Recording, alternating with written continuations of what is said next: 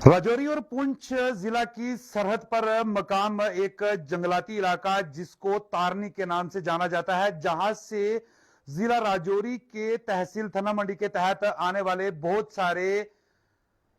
गांव के लोग वहां से लकड़ी लाकर अपने घरों की तामीर करते थे। लेकिन पिछले 2 या 3 सालों से डिपार्टमेंट की तरफ से इन लोगों के लिए साफ तौर पर एक हुक्मनामा जारी कर दिया गया है कि इन लोगों को यहां से लकड़ी नहीं मिलेगी, जिसकी वजह से मकामी लोगों को काफी परेशानी का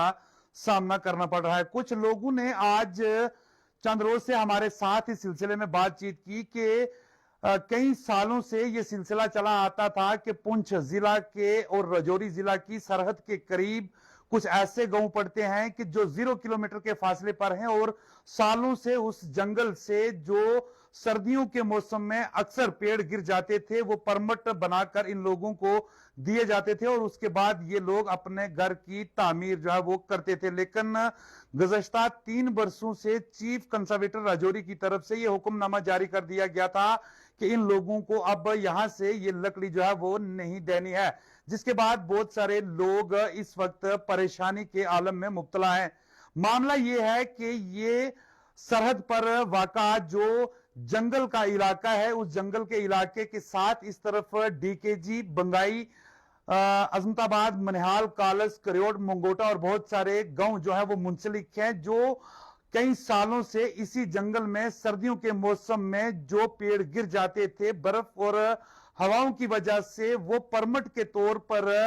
डिपार्टमेंट से वो लेकर अपने इलाके में लाते थे और अपने इलाका में अपने घरों की तामीर करते थे, क्योंकि ये वो इलाका है, ये वो जंगलाती इलाका है जो कि इन इलाकों के साथ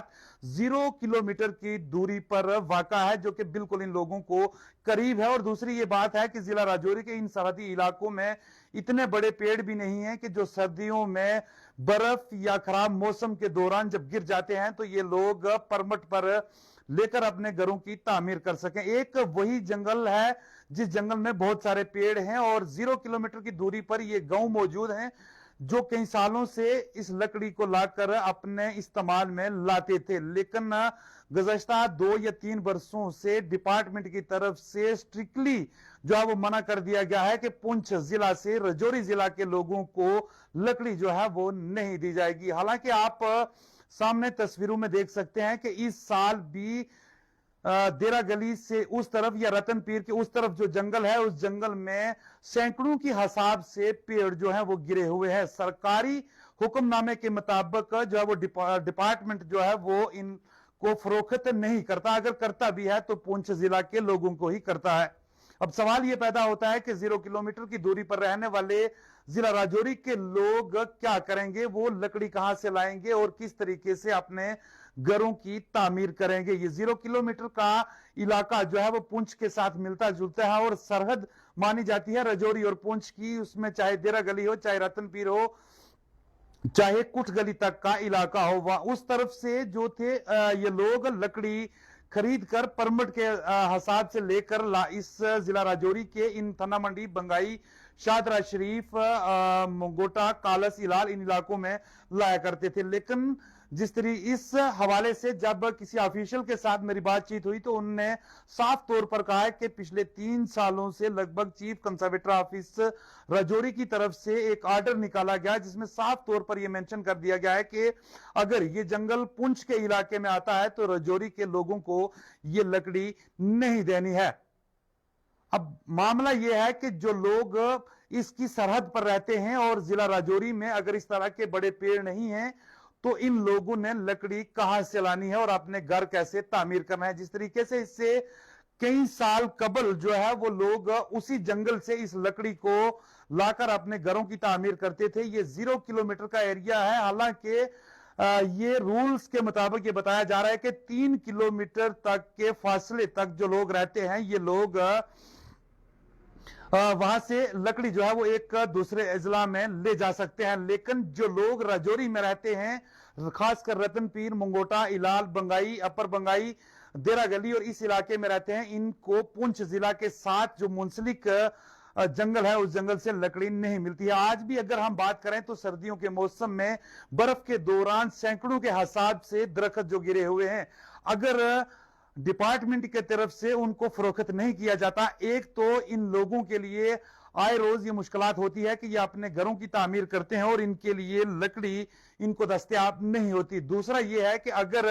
ये इसी तरह से पड़े रहेंगे तो पुंछ जिला के लोगों को इसकी अगर जरूरत नहीं है तो ये भी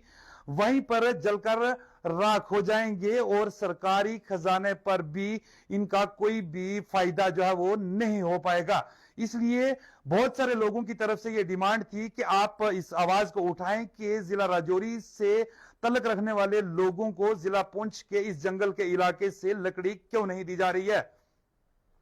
अब हम भी अपने इस चैनल के माध्यम से चीफ कंजर्वेटर ऑफिसर राजौरी से यह पूछना चाहते हैं कि आखिरकार सरहद के करीब रहने वाले इन लोगों की क्या गलती है कि अब इनको पुंछ जिला से राजौरी जिला में लकड़ी परमिट के जरिए भी लाना इतना दुश्वार क्यों हो गया और किस वजह से आपने ये हुक्मनामा जारी किया कि इन लोगों को अब लकड़ी नहीं दी जा सकती है।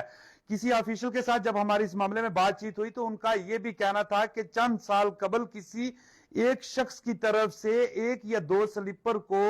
फरोख्त किया गया था, जिसके बाद तमाम लोगों के लिए इस तरह की पाबंदी आयद कर दी गई है। अगर ऐसे लोग बीच में हैं तो उन लोगों को भी एहतियात करनी चाहिए, क्योंकि किसी एक शख्स की वजह से इसी तमाम इलाके के लोग इस वक्त परेशानी में मुब्तला हैं, क्योंकि इन लोगों को जब लकड़ी नहीं मिलेगी तो वो लोग अपना घर कैसे तामीर करेंगे। लोगों की यही डिमांड है कि